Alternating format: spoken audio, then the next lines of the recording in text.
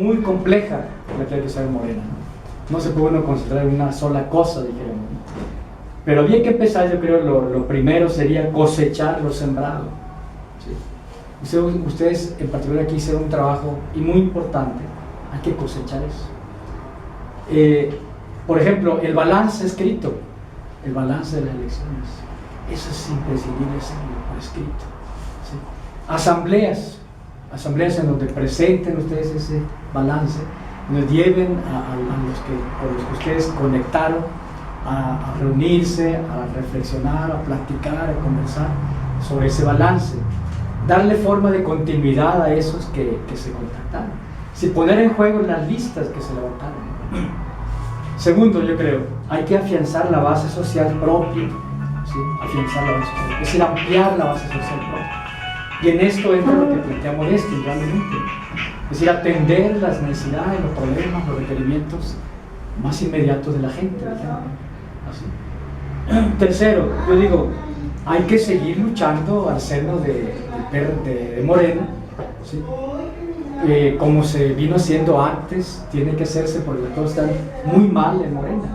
Hay que organizar una rebelión, una verdadera rebelión en Morena, ¿sí?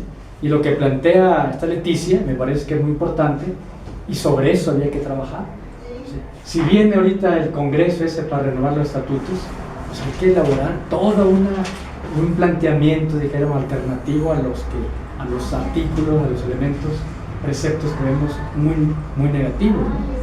Argumentar y difundirlo, etc., ¿no? Organizar toda una serie de eventos para tratar esas cosas, ¿sí? Y articular a los rebeldes, a los inconformes que están adentro, ¿no? Eso es un proceso que no debe de pararse y debe ser nacional, porque nacionalmente hay mucha gente así.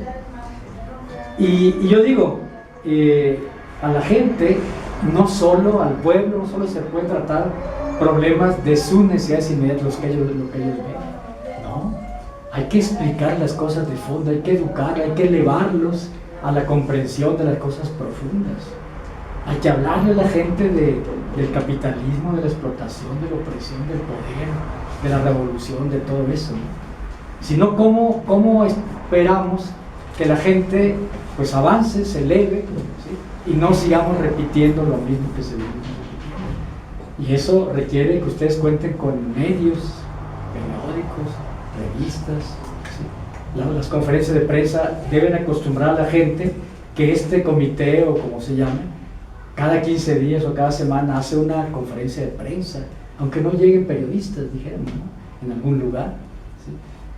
Abrirse a las conferencias, lo que se hacía allá en San Ángel, ¿no? Dar conferencias sobre Grecia, sobre Ayotzinapa, sobre distintos, es decir, mantener viva la comunicación de calidad, en la que la gente más sencilla, pues escuche los problemas, las teorías, las caracterizaciones, eso hay que darle a la gente también. No podemos bajarnos al nivel que la gente tiene de comprensión, debemos de elevar a la gente al nivel que debe tener para que pueda producir una participación más protagonista, más activa.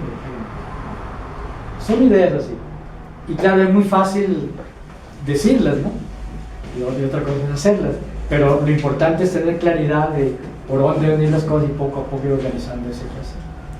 Miren, yo había dicho que íbamos en el taller a abrir un gran paréntesis, un largo paréntesis, tal vez de varias sesiones, un poco para cimentar lo que hemos tratado, la delimitación histórica en muchas de las clases, y un poco para pasar al siguiente tema, al siguiente pilar, que tiene que ver precisamente con la alternativa, con el programa, ¿sí? Con qué tipo de sociedad o qué tipo de relaciones queremos construir, etc. Y aparte de esos objetivos serían dos también, ¿no? Es decir, que nosotros nos armemos de la capacidad para poder explicar, ¿sí?, lo que está ocurriendo de manera profunda, ¿sí? Porque muchas de las cosas que se ven emprendidas, sobre todo por López Obrador, son superficiales, ¿sí? Andrés Manuel genera una conciencia sumamente débil que no aguanta, no alcanza para un movimiento sólido. Por ejemplo, su argumento de la corrupción, por ejemplo, su planteamiento de la mafia, así, ¿no? Esos conceptos que utiliza, etc., y que no son explicados a fondo, ayudan a una débil formación de la gente. Así no se puede construir algo sólido. Entonces tenemos nosotros que entender qué es lo sólido. ¿Sí?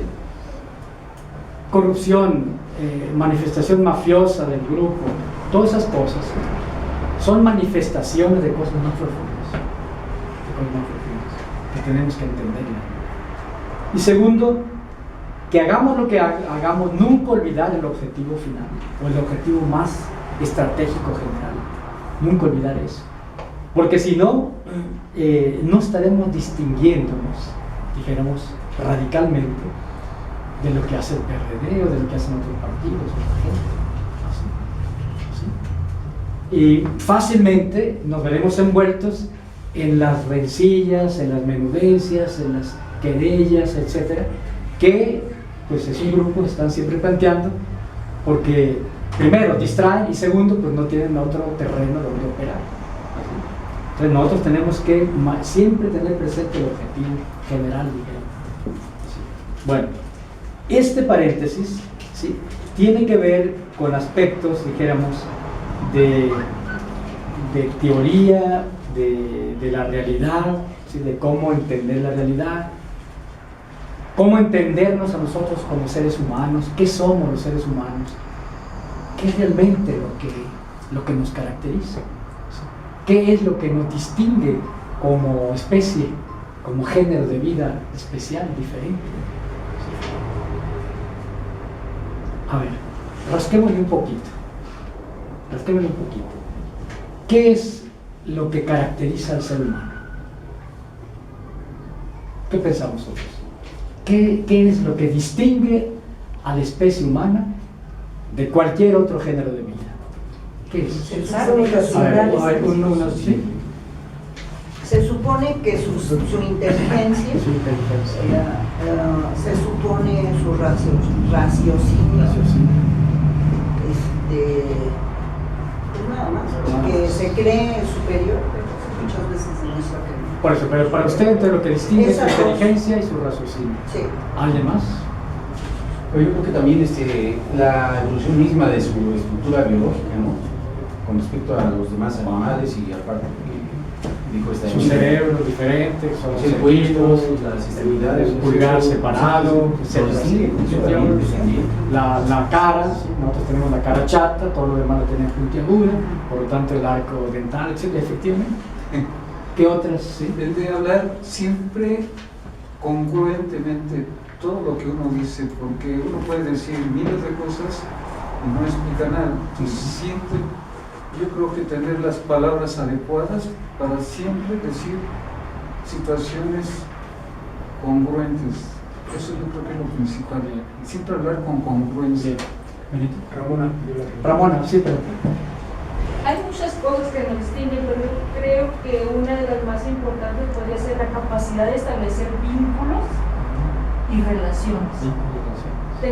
Tenemos inteligencia y tenemos raciocinio, y cómo nos relacionamos los diferentes grupos, cómo eso nos ayuda a interactuar para transformar. Claro. Somos seres comunicacionales. Benito, luego compañero, luego Modesto y luego Rebeca. Sí. Últimamente he escuchado hablar acerca de esta cuestión de la voluntad, que el resto de los